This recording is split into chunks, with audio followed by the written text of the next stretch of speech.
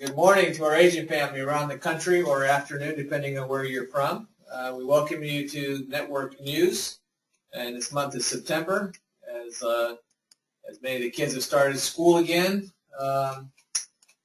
Again, welcome. We have with us today here in Jacksonville, we've got Tim Taylor, who is blessing us with his presence as he flies around the country.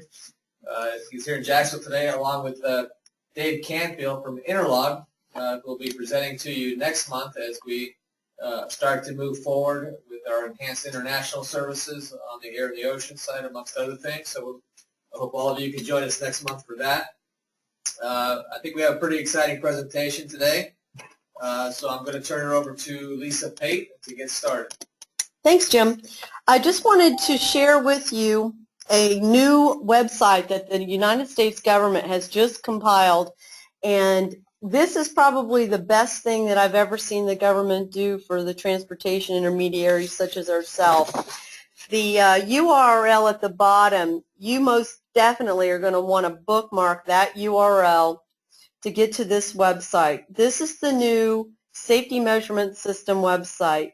This website replaces the old fmcsa.gov, where you would have to go out and you would have to look at a company profile. You would have to then go to a hyperlink to the history of the insurance. Then you would have to go to a hyperlink to the licensing. I think you're going to be very amazed with the ease of this. And also, at the bottom right-hand corner, I have highlighted there is a tour that you can take. We're going to go over this fairly quickly, but the tour is very good, and everybody in your office that deals with carriers should attend this particular on-site tour. A copy of this presentation will be emailed to you as well. But one of the things that the SMS during their intro that I attended told us is that this site has 525,000 active motor carriers in it. One thing about this site that they did that they're very proud of, and you'll see in just a moment, is they have worked very, very hard to identify and try to help us as intermediaries identify safe carriers. So I'm going to give you a demonstration of one of the screens. This particular screen is what you'll look at when you enter an MC number from the home page. It has everything you're used to seeing in multiple places on one page, and this is only a third of the page you're looking at. So some of the things that I wanted to point out to you are on this one page, you can see the number of trucks and the number of inspections. If you remember the video that we distributed to you 2 months ago, it was telling you that you should expect to see 2 inspections per truck. So this is telling you, as far as that check, that they're in good shape. The next thing it's telling you is the carrier safety rating. They're a satisfactory carrier.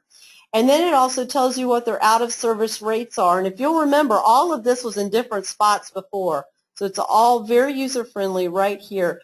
This particular carrier has a 36.4% out of service compared to the national of 20.7%.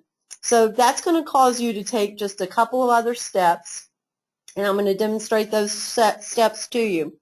So then also what it has over here, if you remember the licensing and insurance link, they're all here right now. This carrier does have active authority as a contract carrier and no brokerage. Very important if you're concerned about your freight being possibly hauled by another broker. So far this is looking like a pretty decent carrier with the exception of the out of service. So let's check this out. What I was telling you earlier is that the basic status scores have now been put in a visual format for you to look at based on what the accident and crash impactors are.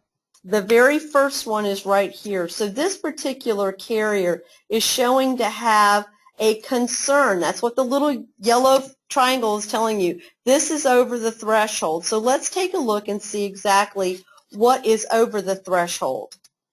By clicking on the vehicle maintenance, you can now go to a graph. They've added the graphs for any one of the basic scores. You can look at the graph and determine, is the carrier improving or are they getting worse? And with vehicle maintenance, you can look at this particular carrier and see that they are improving. And over on the left, you can see that their threshold is at 81% with the national average at 80. So based on everything else that you saw, this carrier, we would say, is probably going to be a good carrier for you to select from. One of the other options that you have when you select on the basic score is the inspection results. So that if you're looking at one of these and you're curious to know what is going on with this carrier, they're actually telling you every time a carrier gets a citation, what that citation was for and how many times they've got it. This is brand new. This information has not been available to the general public before. So another piece of very good information for you when you are looking to approve a new carrier or just follow up on an existing carrier. And then in the bottom of this screen, it's broken out in thirds. The bottom, there's a summary. Real quick, gives you an overview of what was up at the top. It's the 2 years. This carrier's had 23 inspections. You remember they only had 9 trucks, and they've had 0 crashes. So that's another one of the reasons that we're telling you this is a good, solid carrier. But now, what does a bad carrier look like on this screen? Here you go. Network has not ever stated that you cannot use a carrier that's not rated. What we are stressing to you, though, is you should not stop with that statement. You should do your due diligence, and here's a very good reason why a not rated carrier should possibly have some due diligence done. This is another carrier. We inserted their MC number in the upper right-hand corner. And you do have to type MC number and then the actual number in order to get it from this screen. Otherwise, if you're on the home page, you can just put the number in. That's a little trick we found. So MEGA here is not rated. They have 3 trucks, 19 inspections, so they're definitely hauling their own freight. They're 10% over the national average for their vehicles out of service. They're 20% over average on their out of service for their drivers. So there's some red flags. On the old fmcsa.gov, you would not have even seen this. So the government's giving it to us right there for us to look at. Licensing, they do still have contract authority, and they're not a broker. But as you can see down here, there's some areas of possible concern. Now what I'm going to do is I'm going to switch over real quick, and I'm going to demonstrate to you exactly what it is that you would be seeing. Hold on just a moment.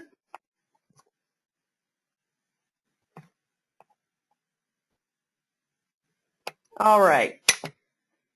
Now, just to give you how real time this is, between the presentation that was prepared last week and today, this is so live. They've gone from 3 violations down to 2. This is how powerful this new site is. It's being uploaded daily. So what is good today may not be good tomorrow. So when you're training your people and you're wanting to protect your customer, you might want to just say, take a few minutes, check their MC number, and go from there. But this is the live screen that you're looking at for MEGA that we just looked at on the presentation. The unsafe driving, if you remember, I was saying that the FMCSA has put these basic statuses in the order of what they have validated scientifically to be the causes of the most accidents. So the unsafe driving is by far the first cause, and there's the flag. Now let's go and look at the details of this. Now you can see they are dramatically improving.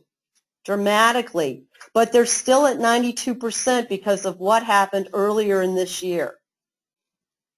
Now that's where you'll just have to make a decision, is that exactly, what do you want to do? They aren't rated. They are making improvements. And then another area that you could see is the inspection history I showed you. You can see speeding, failure to obey control devices. This is the kind of detail that is on this for you. And then the hours of service compliance. Are they improving or are they declining? They're improving. So this company is working very hard to make improvements. They're not in good shape today, but they are trying. They're not rated, but I would say you make the call on this one, but this is how you can use it to decide what you want to do. Would I put a very, very time-sensitive shipment on this carrier? Probably not. They're going to get pulled over quite a bit, it looks like, based on their out-of-service rates. But if you have any questions about this particular, let me go back to our presentation. If you have any, email me or contact me, and we can go over it. Take the tour. The tour is very good for you to watch. And then the second thing that we wanted to point out to you is on the intranet. Let me go to the next slide here. On our intranet, in the Operations tab, under the Heavy Haul Reefer, we have added the new reefer directory. We put the Heavy Haul directory, an updated version, out there for you in probably April. We've just purchased the new reefer directory. If you're unfamiliar with these, this is the type of information that's available on an Excel spreadsheet with pre-filtered columns so that you can go out here and search by numbers of equipment, or you can search by state, location, where they're originating from, in order to find reefers. These may not necessarily be proved in our system, but it's definitely an excellent source for you to find reefer capacity that we may not already have in our system. And Jim, that is it for me.